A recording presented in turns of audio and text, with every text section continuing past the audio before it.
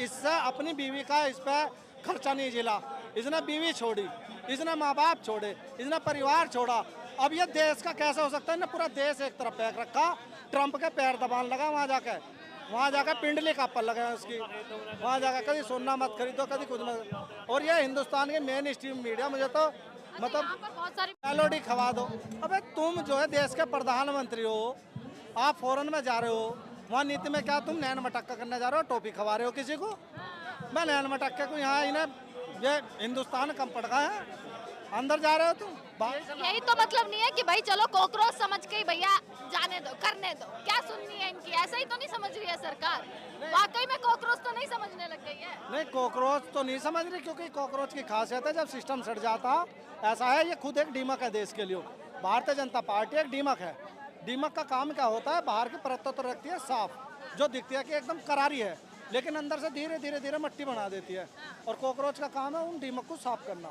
हम ही लोग इन्हें चाट चूट के साफ कर देंगे। कैसे साफ करेंगे? किसान सड़कों पर उतर गया, 13 महीने किसान रहा, रेसलर्स उतर गए, हर कोई सड़कों पर उतर गया। हाँ, ये जो किसान हैं, किसान हमारे जो है पिता तुल्य हैं, ठीक है, अन्नदाता है, हम उन्हीं की औलाद हैं। अब से पहले क्या है, सबको इन्होंने बारी बारी से मारा, किसान को मारा, मजदूर को मारा, व्यापारी को मारा। अब नंबर आ गया छात्रों का।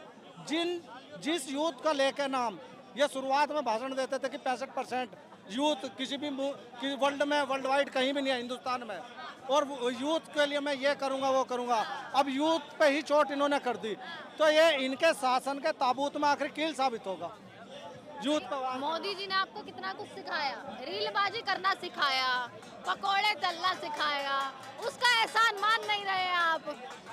एक चीज है, ये रीलबाजी वीलबाजी तो इन्होंने सिखा दी। खुद सबसे बड़े लफाज हैं इस देश के, लफाजी करते हैं, लफाजी।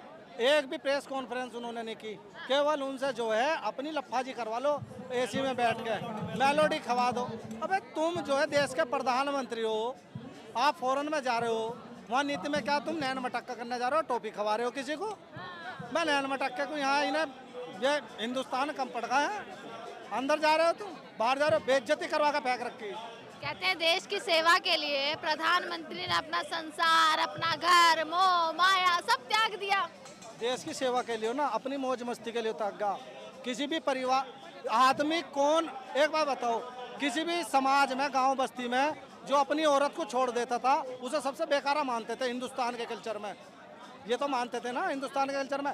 इससे अपनी बीवी का इस पर खर्चा नहीं झेला, इसने बीवी छोड़ी, इसने माँ बाप छोड़े, इसने परिवार छोड़ा। अब ये देश का कैसे हो सकता है ना, पूरा देश एक तरफ फेंक रखा, ट्रंप के पैर दबाने लगा वहाँ जाकर पिंडली कापड़ लगे उसकी, वहाँ जाकर कभी सोना मत खरीदो, कभी कुछ मत। और ये हिंदुस्तान के मेन स्ट्रीम मीडिया मुझे तो मतलब यहाँ पर बहुत सारी मुट्ठी भर किसान भी मुट्ठी भरते, युवा भी मुट्ठी भरते, आप भी मुट्ठी भर है। तो जब मुट्ठी इकट्ठी होती है ना, मुट्ठी इकट्ठी होती है तो ये गुट बन जा, गुट, और जहाँ भी पड़ेगी जब आड़ेगी बत्ती से बाहर कर दे। ये धमकी दे रहे हो? ना धमकी नहीं, मैं बता, मुट्ठी का मैं तो तुम बता रहे हो, गुट, मुट्ठी का इस्तेमाल बता, मुट्ठी का इस्तेमाल, गुट बता रहा हूँ मैं तो, ये तो गुट है। ये जो मुट्ठी भर बता रहे, मुट्ठी तो मुट्ठी है, ये तो कहीं भी पड़ेगी वहीं अपना जवाब तय करेगी, अपना क्षेत्र। कहाँ से आए हैं? मेरठ से आए हम, क्रांतिकारी, मेरठ वाली पूरी क्रांतिकारी धरती से आए हम। तो क्रांतिकारी धरती से आए हैं। क्यों आए हो? हर पेपर लीक हो रहा है, नीट का पेपर लीक हो रहा है, एसएससी का पेपर लीक हो रहा है, सीबीएसई में गड़बड़ी है, हर एक एग्जाम में गड़बड़ी है। स्टूडेंट करे तो करे क्या? करे तो करे क्या? करे क्या? आपने कौन सा एग्जाम दिया? अभी फिलहाल कर रहे हैं कोई तैयारी या क्या चल रहा है? मैंने भी ग्रेजुएशन कंप्लीट करी है, मैं कैट का एग्जाम देने वाला हूँ नवंबर में, एमबीए एंट्रेंस के लिए। अच्छा, इस सिस्टम पर भरोसा उठ चुका है क्या? बहुत पहले ही उठ चुका था भरोसा, तो ये बार बार पता नहीं कैसे सरकार में आ जाती है, समझ नहीं आ रहा कौन जिता रहा है इन्हें। कह रहे कि भैया अपनी पढ़ाई लिखाई छोड़कर सड़कों पर आने से क्या ही होगा। जब हमें मंदिर के लिए बुलाया जाता है, मस्जिद के लिए बुलाया जाता है, धर्म की लड़ाई के लिए बुलाया जाता है सड़कों पे, उससे क्या होगा? इसके लिए तो हमें रोजगार मिलेगा, हमारा पेपर लीक होने से बचेगा, अच्छी यूनिवर्सिटी में एडमिशन मिलेगा, बट उस चीज़ से क्या होगा? जिस राम के नाम पे इन्होंने वोट लिया तो उसी राम मंदिर में चोरी हो गई। अब वो कहते हैं ट्रस्ट का मामला है, पहले तो उन्होंने राष्ट्र का मामला बना रखा था, अब वो ट्रस्ट का मामला कैसे बन गया? अपनी गलतियों पे पर्दा ये तुरंत डाल देते हैं, कैसे चलेगा ऐसे? ये बताइए कि देखिए, पहले आप आए थे जब पहला प्रदर्शन या जंतर, पहले प्रदर्शन में तो मैं नहीं आया था। तो दूसरे में आने की क्या सोची थी? पहले प्रदर्शन में मैं दिल्ली से बाहर था, बट दूसरे प्रदर्शन में मैंने सोचा अगर हम दिल्ली में रह के भी अगर इस प्रदर्शन में आंखें खुल गई क्या? दूसरे प्रदर्शन, पहले प्रदर्शन में मैं दिल्ली में नहीं था, मैं दिल्ली का ही रहने वाला हूँ। अच्छा, दिल्ली के रहने हाँ। वाले, आप दिल्ली में थे नहीं, दिल्ली में आना चाहते थे। आना चाहता था मैं, बट दूसरे प्रदर्शन में मैंने सोचा हमें ज़रूर जाना चाहिए, और मैं मेरे साथ जितने लोग जुड़ सके मैं लेके आने की कोशिश की। मैंने आयो ना, बैठो भैया। मैंने अपने साथ मोदी जी चाय पर चर्चा कर सकते हैं, हम बैठकर चर्चा नहीं कर सकते। कर लो, चलो भैया पीछे हो जाओ, कर लो चर्चा। अपने भाई बंधुओं को भी लेके आया और ज़्यादा ज़्यादा इस प्रोटेस्ट में लोगों को जुड़ा अच्छा, था। आपको लग रहा है पहली बार प्रदर्शन हुआ, नागपुर में हो गया, पुणे में हो गया, जयपुर में हो गया, तमाम जगह प्रदर्शन हो गया, मांग सिर्फ इतनी सी कि धर्मेंद्र प्रधान का इस्तीफा हो जाए। ना प्रधान जी कुछ बोल रहे, ना मोदी जी कुछ बोल रहे, आप सड़कों पर उतरते रहिए, क्या होगा? प्रधान जी भी बहुत बेशर्म है और ये सरकार भी बहुत बेशर्म है, इन्हें बहुत टाइम लगेगा इस्तीफा देने में, और जब तक इस्तीफा नहीं देंगे तब तक युवा इस सड़क पर खड़ा रहेगा और इनके आज आखिरी इस्तीफा प्रदर्शन है ना दिल्ली में।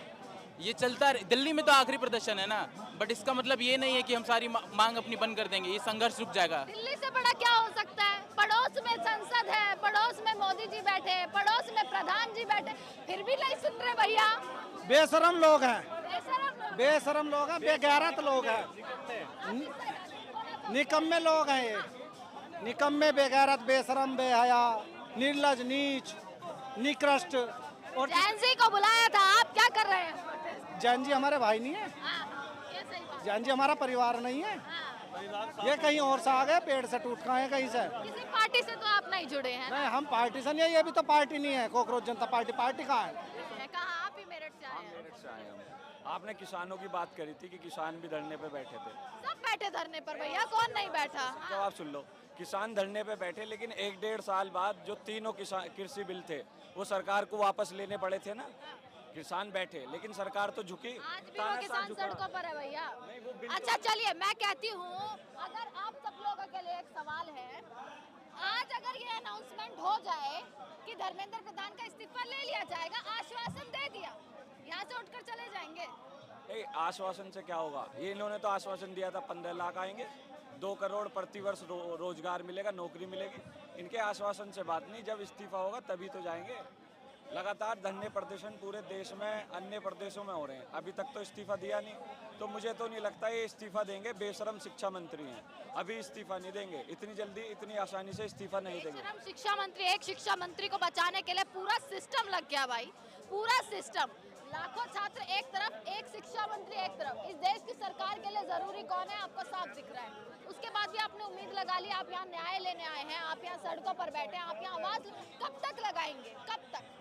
हम जो है देश के प्रधानमंत्री को एक्सपोज करना है। एक्सपोज करने आए हैं मोदी जी को, एक्सपोज कैसे करना है? जिसका विश्व में डंका बज रहा है उसको एक्सपोज करना ये डंका ही तो बज रहा है, उनके खिलाफ डंका देखो, थाली बज रही है, डंका ही तो है ये। एक्सपोज कैसे करना है? एक तरफ तो वो कह रहे हैं अच्छे दिन, और उन अच्छे दिनों में नौजवान आत्महत्या कर रहे हैं। ये अच्छे दिन है मोदी जी के, जिन्होंने दावा किया था 2014 में 100 दिन में अच्छे दिन आ जाएंगे। वर्ष 2021 में पेपर लीक हुआ, 24 में हुआ, 26 में हुआ, किसी के खिलाफ कोई कार्रवाई नहीं। प्रधानमंत्री जी बोलने को तैयार नहीं है, विदेश घूम रहे हैं, मेलोडी खिला रहे हैं। बात नहीं हो रही थी, वो अडानी अंबानी और जो बड़े बड़े इंडस्ट्रियलिस्ट हैं उनके अच्छे दिन की बात हो रही थी। उनके अच्छे दिन आ गए। कोविड के टाइम पे जब हमारी इकोनॉमी और देश दुनिया भर की इकोनॉमीज डाउन जा रही थी, उस टाइम अदानी और अंबानी ने सबसे ज़्यादा ग्रोथ दिखाई है, तो अच्छे दिन तो ऑब्वियसली उनके ही आए, हमारे तो नहीं आए। 21 बच्चों की आत्महत्या हो गई, 21 बच्चों ने आत्महत्या कर ली, उसके बाद भी सरकार के कानों पर अगर जू नहीं रेंग रही, तो सॉल्यूशन क्या हो सकता है भाई? सॉल्यूशन यही हो सकता है कि आपकी उम्र क्या है अभी? जी मतलब उम्र क्या है, एज क्या है? 22 के हैं अभी, आप भी 21। 21 के। ये जेनजी यहाँ पर पहुँचा है और देखिए मांग किस तरीके, कड़ाके की धूप है, मांगे वही आपकी कि धर्मेंद्र प्रधान का इस्तीफा होना चाहिए। कब तक ऐसे बैठे रहेंगे?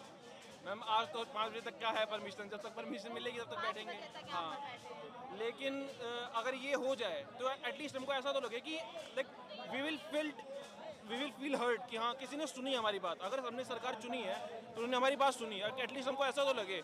अगर ये नहीं है, मतलब इनकम्पिटेंट है, ये सबको पता है, एजुकेशन मिनिस्टर हमारे इंडिया का इनकम्पिटेंट है, तो साफ साफ इनको हटा देना चाहिए। भाई आपको जब काम आता ही नहीं है तो हट जाओ, सिंपल सी बात है।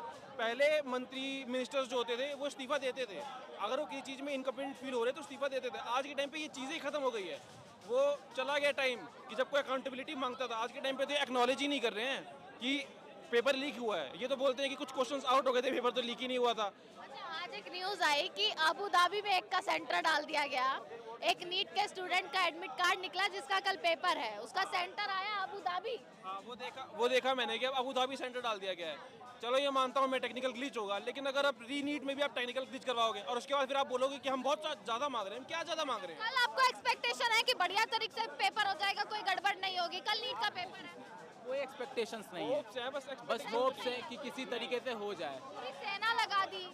कल मोदी जी खुद जो है आके गड़ा कर बैठेंगे कि कुछ गड़बड़ ना हो जाए। उसके बाद भी गड़बड़ हो गई तो कहाँ जाएंगे? आंखें तो वो 2014 से गड़ा के बैठे हैं। हैं? आंखें तो 2014 से गड़ा के बैठे हुए, लाल आंख कर रखी उन्होंने। जब भी तो ये पूरा चाइना, अमेरिका, ये सारे देश जो है नरेंद्र मोदी जी को जो आंख दिखा रहे, आंख गड़ा के ऐसे बैठे हैं। तो पाकिस्तान से 3 दिन का युद्ध नहीं जिलाइन पे 56 इंची पे, ये क्या आंख गड़ाओगे? मुद्दों पर बात करने का समय नहीं। भाजपा की सरकार के लिए सिर्फ मैं 2 पंक्ति कहना चाहूँगा। जिन हाथों में शक्ति है राज तिलक देने की, उन्हीं हाथों में शक्ति भी है गर्दन से सर उतार लेने की। तो अगर वो सत्ता में बैठे हैं तो इस देश के लोगों के वजह से बैठे हैं। वो इस सत्ता से उन्हें हटा भी सकते हैं, अपनी मांग पूरी भी करवा सकते हैं और लोकतंत्र भी बचा सकते हैं। वो जितना चाहें अपने आप को, अपने सत्ता का दुरुपयोग कर लें, पर हम उन्हें बता के दिखा देंगे कि इस देश में लोकतंत्र रहेगा और हमेशा रहेगा। बिल्कुल बिल्कुल। देखिए आपके समर्थन में लोग मेरठ से भी यहाँ पर पहुँचे हुए हैं। चलिए और तस्वीरें मैं आगे दिखा देती हूँ।